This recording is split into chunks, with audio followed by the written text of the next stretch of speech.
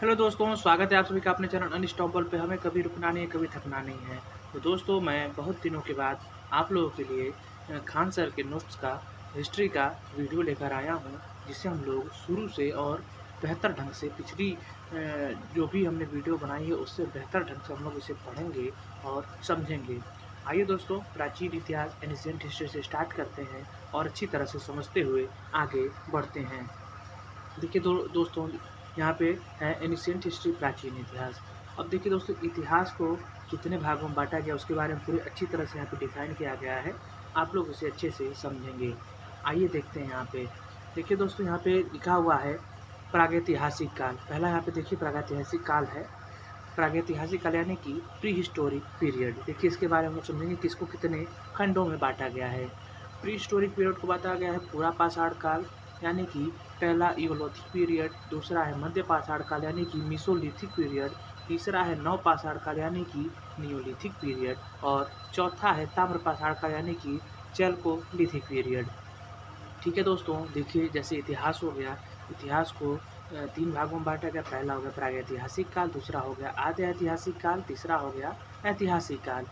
Pre historic period, proto historic period और historical period. तो प्रागैतिहासिक काल यानी कि प्री हिस्टोरिक पीरियड में 4 टाइप होते हैं: पूरा पाषाण काल, मध्य पाषाण काल, नव पाषाण काल और ताम्र पाषाण काल। पहला eolithic period, mesolithic period, neolithic period और चैल्कोलिथिक पीरियड। मुझे उम्मीद है दोस्तों कि आपको प्रागैतिहासिक काल के कितने भाग को पढ़ना है आप लोगों को समझ में आ गया होगा। अब आइए देखते हैं दूसरा यानी कि आद्य ऐतिहासिक को, प्रोटो हिस्टोरिक पीरियड को आइए समझते हैं। देखिए दोस्तों, इसमें क्या दिया हुआ है। प्रोटो हिस्टोरिक पीरियड को समझते हैं। इसको कितने भागों में बांटा गया है। इसमें जो है पहला वो है सिंधु सभ्यता यानी कि इंडस वैली सिविलाइजेशन के बारे में इसमें पढ़ना है। दूसरा हो गया कांसा यानी कि ब्रॉन्ज के बारे में समझना है। और तीसरा हो गया हड़प्पा यानी कि हड़प्पा जो सिविलाइजेशन है उसके बारे में हमें समझना है। ठीक है दोस्तों, देखिए यहाँ पे हिस्ट्री हो गया। हिस्ट्री को 3 कालखंडों में बांटा जाता है: प्रागैतिहासिक, आद्य ऐतिहासिक और ऐतिहासिक। प्रागैतिहासिक के 4 भागों में बांटते हैं: पूरा पाषाण काल, मध्य पाषाण काल, नव पाषाण काल और ताम्र पाषाण काल। उसी प्रकार से आद्य ऐतिहासिक को 3 भागों में बांटा जाता है: सिंधु सभ्यता, कांसा और हड़प्पा। इन तीनों में आद्य ऐतिहासिक काल को बांटा जाता है। आइए दोस्तों, अब बारी है ऐतिहासिक काल को समझने की। तो आइए अब हम लोग हिस्टोरिक पीरियड को समझते हैं। ठीक है दोस्तों, आइए आगे की तरफ बढ़ते हैं और समझते हैं हिस्टोरिक पीरियड के बारे में। देखिए दोस्तों, ऐतिहासिक काल को भी यहाँ पे 5 भागों में बांटा गया। देखिए जो है पहला है वो है प्राचीन काल, एनिशिएंट पीरियड। दूसरा है मध्यकाल यानी कि मेडिवल पीरियड। तीसरा है आधुनिक काल यानी कि मॉडर्न पीरियड और चौथा है नेहरू काल यानी कि नेहरू पीरियड। और जो पाँचवें में हम लोग पढ़ेंगे वो पढ़ेंगे वर्ल्ड यानी कि विश्व के बारे में। ठीक है दोस्तों, मुझे उम्मीद है कि आपको अच्छी तरह समझ में आ गया होगा। आइए दोस्तों, अब आगे की तरफ बढ़ते हैं और चीज़ों को समझते हैं। मुझे उम्मीद है कि आपको समझ में आ रहा होगा। आइए, पॉइंट बना हुआ है, पहले पॉइंट को हम लोग समझते हुए आगे की तरफ बढ़ते हैं। देखिए दोस्तों, अतीत का अध्ययन इतिहास कहलाता है। जो अतीत का अध्ययन होता है हम लोग उसे इतिहास कहते हैं। इतिहास के जो जनक थे वह हेरोडोटस को कहते हैं। दोस्तों, ये पॉइंट नोट करने लायक है कि जो इतिहास के जनक थे वह हेरोडोटस थे। आगे बढ़ते हैं दोस्तों।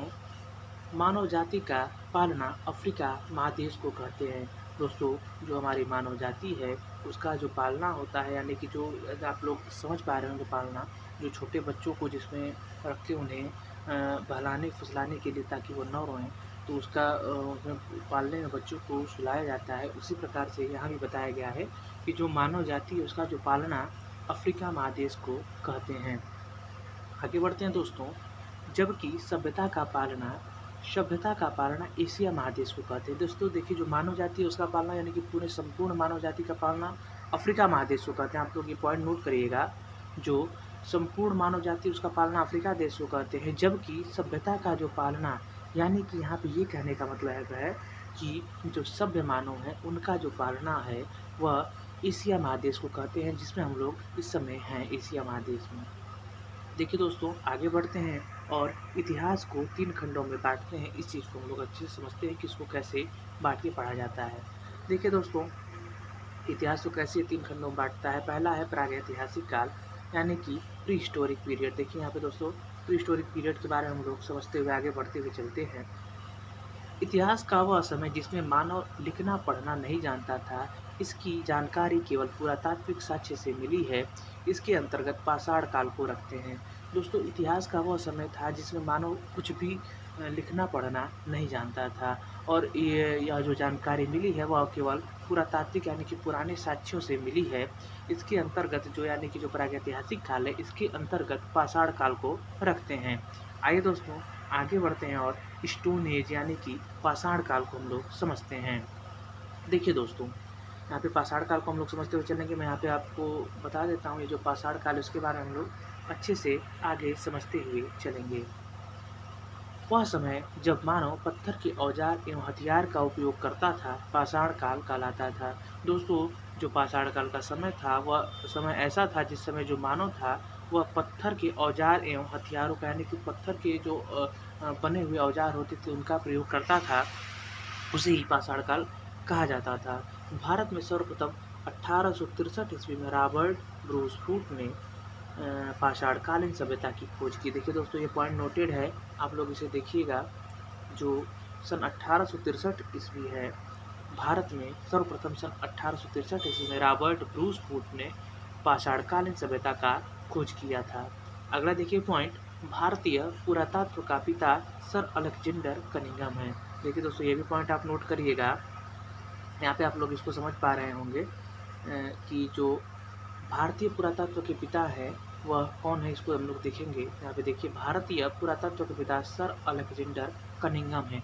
ये भी पॉइंट आप लोग नोट करिएगा कि जो भारतीय पुरातत्व है उसके पिता अलेक्जेंडर कनिंघम को कहा जाता है। अगला पॉइंट देखिएगा, भारत का पुरातात्विक संग्रहालय इंदिरा गांधी मानव संग्रहालय है। जो भारत का पुरातात्विक यानी कि पुराने जितने भी औजार थे या फिर जितने भी खुदाई के द्वारा मिले थे, उसका संग्रहालय बनाया गया है जिसका नाम है इंदिरा गांधी मानव संग्रहालय। आइए दोस्तों, आगे बढ़ते हैं और भी पॉइंट को समझते हैं।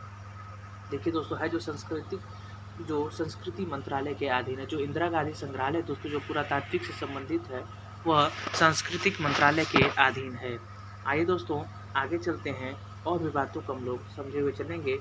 मुझे उम्मीद है कि आप लोगों को अच्छी तरह से समझ में आ रहा होगा। तो चलिए दोस्तों, आगे बढ़ते हैं और नेक्स्ट पॉइंट को हम लोग समझते हैं। मिलने वाले धातु के आधार पर नामकरण क्रिश्चियन थॉमस ने किया। दोस्तों, जो भी खुदाई के दौरान पूरा पाषाण काल में धातु मिले थे, उनका जो नामकरण था वह क्रिश्चियन थॉमस ने किया। तो दोस्तों, ये भी आप लोग ध्यान दीजिएगा, जो क्रिश्चियन थॉमस है ये भी बहुत इंपॉर्टेंट हैं कि जितने भी पुरातात्विक साक्ष्य मिले, जितने भी उसमें धातु मिले थे, उनका जो नामकरण किया था वह क्रिश्चियन थॉमस ने किया था, सॉरी। लिखावट के आधार पर नामकरण जॉन ब्रूस ने किया था। दोस्तों देखिए, ये भी पॉइंट नोटेड है कि जो भी वहाँ पे सामग्रियाँ मिली थीं, उसका लिखावट के आधार पर नामकरण जॉन ब्रूस ने किया था, जबकि धातु के आधार पर नामकरण क्रिश्चियन थॉमस ने किया था। आगे बढ़ते हैं दोस्तों और देखते हैं कि यहाँ पे लिखा हुआ है पाषाण काल को 4 भागों में बांटा गया है। पहला है पूरा पाषाण काल, यानी कि पैलियोलिथिक पीरियड, जिसको 20 लाख ईस्वी पूर्व से लेकर 12,000 ईस्वी पूर्व तक माना जाता है। आइए अब इसको हम लोग समझते हैं और देखते हैं। मुझे उम्मीद है दोस्तों कि आप लोगों को अच्छी तरह से समझ में आ रहा होगा। आइए अब हम लोग पूरा पाषाण काल के बारे में समझते हैं। देखिए दोस्तों, यह इतिहास का सबसे प्रारंभिक समय था। इस समय के मानव को आदि मानव कहा जाता है। इस समय का मानव खानाबदोश, खाद्य संग्राहक अर्थात उसके जीवन का मुख्य उद्देश्य जानवरों की भांति ही अपना पेट भरना था। इस समय के मानव को सबसे बड़ी उपलब्धि आग की खोज थी। दोस्तों, यह जो समय है पूरा पाषाण काल, वह इतिहास का सबसे प्रारंभिक समय था, और इस समय के जो मानव और आज इस समय के मानव को आदि मानव कहा जाता था। जो मानव होते थे वो इस समय प्रेजेंट टाइम में जो आप लोग देख रहे हैं मानव, उस मानव से बहुत ही अलग होते थे, इसलिए उनको आदि मानव कहा जाता था। और जो पूरा पाषाण कालीन समय का मानव था वह खानाबदोश था, यानी कि वह सिर्फ खाद्य संग्राहक यानी कि बस खाना ही उसका संपूर्ण धर्म था कि मुझे बस पेट भरना है, अर्थात उसके जीवन का मुख्य उद्देश्य जानवरों की भांति अपना पेट भरना था। इस समय के मानव की सबसे बड़ी जो उपलब्धि थी वह आग की खोज थी। जो पूरा पाषाण काल के मानव थे, उन लोगों की उस समय की सबसे जो बड़ी उपलब्धि थी वह थी आग की खोज करना। अगला पॉइंट देखिए दोस्तों, आगे बढ़ते हैं और नेक्स्ट पॉइंट के बारे में हम लोग समझते हैं। देखिए यहाँ पे अब ये नेक्स्ट पॉइंट है, इसको हम लोग समझेंगे। नेक्स्ट पॉइंट में क्या बताया जा रहा है, मुझे उम्मीद है कि आप लोगों को समझ में आ रहा होगा। आइए नेक्स्ट पॉइंट की तरफ बढ़ते हैं। इस समय मानव पत्थर के बड़े-बड़े औजारों का इस्तेमाल शिकार करने के लिए किया करते थे। इस समय मानव ने चित्रकारी करना प्रारंभ किया। दोस्तों, ये जो पूरा पाषाण काल के मानव थे, वह पत्थर के बड़े-बड़े औजारों का इस्तेमाल किया करते थे शिकार करने के लिए, और जो इस समय के मानव थे, वह चित्रकारी करना भी प्रारंभ कर चुके थे।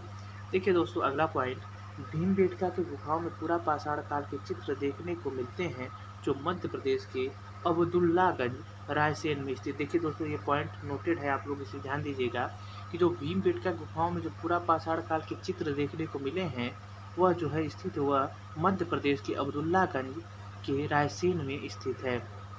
दोस्तों, इसे आप नोट करिएगा कि जो भीमबेटका की गुफाएं हैं वह कहाँ मिली हैं और कहाँ है, वह है मध्य प्रदेश की अब्दुल्लागंज रायसेन में स्थित हैं। वहीं पर चित्र देखने को मिले हैं पूरा पाषाण काल के। आइए दोस्तों, अब आगे बढ़ते हैं और मध्य पाषाण काल के बारे में हम लोग समझते हुए आगे बढ़ते हैं। देखिए दोस्तों, ये मध्य पाषाण काल है। मुझे उम्मीद है कि आप लोग इसे अच्छे से समझेंगे और बताएंगे। देखिए दोस्तों, पहला पॉइंट इसमें क्या दिया है, इस काल के बारे में सर्वप्रथम जानकारी करसाइल ने 1867 ईस्वी में दिया। दोस्तों, जो मध्य पाषाण काल है, उसके बारे में सर्वप्रथम जो जानकारी दिया था वह करसाइल ने सन 1867 ईस्वी में दिया था। दोस्तों, आप लोग इसे नोट करिएगा कि जो करसाइल थे, उनके द्वारा सन 1867 ईस्वी में यह बताया गया था कि मध्य पाषाण काल भी होता है।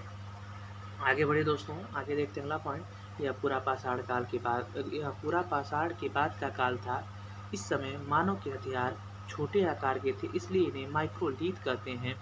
इस समय के मानव की सबसे प्रमुख कार्य अंत्येष्टि अंतिम संस्कार कार्यक्रम था। दोस्तों, यह जो पूरा पाषाण काल के बाद का समय है, वह आप लोग देखिएगा इसे ध्यान से, बहुत ही इंपॉर्टेंट है, इससे क्वेश्चन ही पूछता है। यह पूरा पाषाण के बाद का काल था। इस समय मानव के हथियार छोटे आकार के थे। यह जो काल है मध्य पाषाण काल, यह पूरा पाषाण काल के बाद का काल था, और इस समय के जो मानव होते थे उनके हथियार जो होते थे छोटे होते थे, जबकि पूरा पाषाण काल के मानव के जो हथियार होते थे बहुत बड़े होते थे। आप लोग ये पढ़ चुके हैं, इसलिए इन्हें माइक्रोलीथ कहते हैं। इस समय के मानव की सबसे प्रमुख कार्य अंत्येष्टि यानी कि अंतिम संस्कार कार्यक्रम था। अगला पॉइंट देखिए दोस्तों, इस काल में मानव के अस्थिपंजर का सबसे पहला अवशेष प्रतापगढ़ यूपी के सरायनाहा तथा महदहा नामक स्थान से प्राप्त हुआ।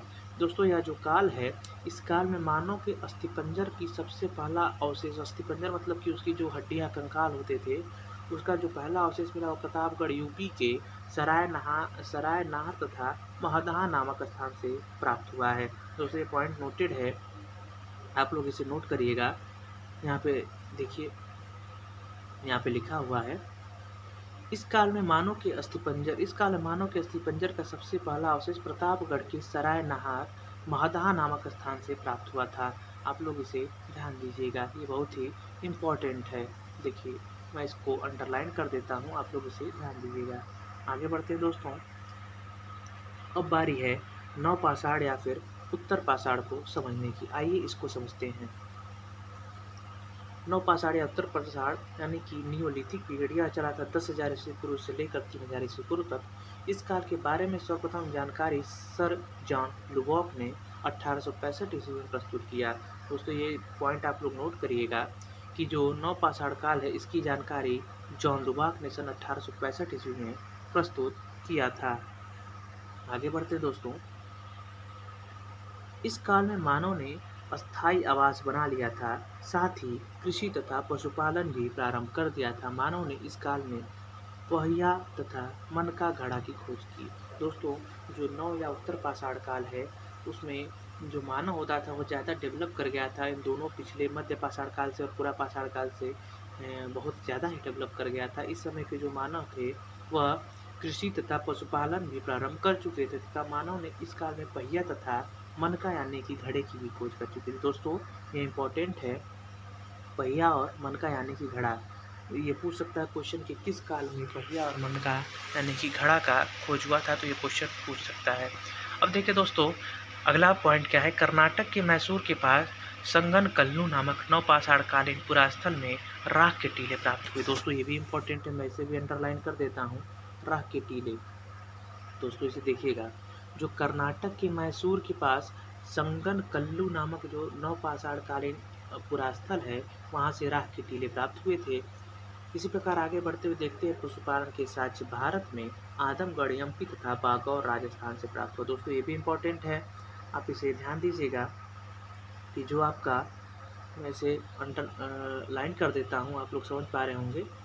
देखिए दोस्तों, ये जो पशुपालन के साक्ष्य भारत के आदमगढ़ यानी एमपी के बागौर राजस्थान से प्राप्त हुए थे। दोस्तों इसी प्रकार से हम लोगों ने पुरापाषाण काल, मध्य पाषाण काल और नवपाषाण काल के बारे में समझ लिया। मुझे उम्मीद है दोस्तों कि आपको यह बहुत अच्छे से समझ में आया होगा। अब बारी है नोट, यानी कि कुछ ऐसे नोट है जो बहुत ही इंपॉर्टेंट है और कुछ वन लाइनर क्वेश्चन है जिसे हम लोग इस वीडियो के अगले भाग में पढ़ेंगे। दोस्तों आपको प्लीज़ कमेंट करके बताइएगा कि आप लोगों को यह वीडियो कैसा लगा। दोस्तों यदि आप लोगों को अच्छा लगा तो इस वीडियो को लाइक करें और चैनल को सब्सक्राइब कर लें। मिलते हैं नेक्स्ट पार्ट में। Thank you so much.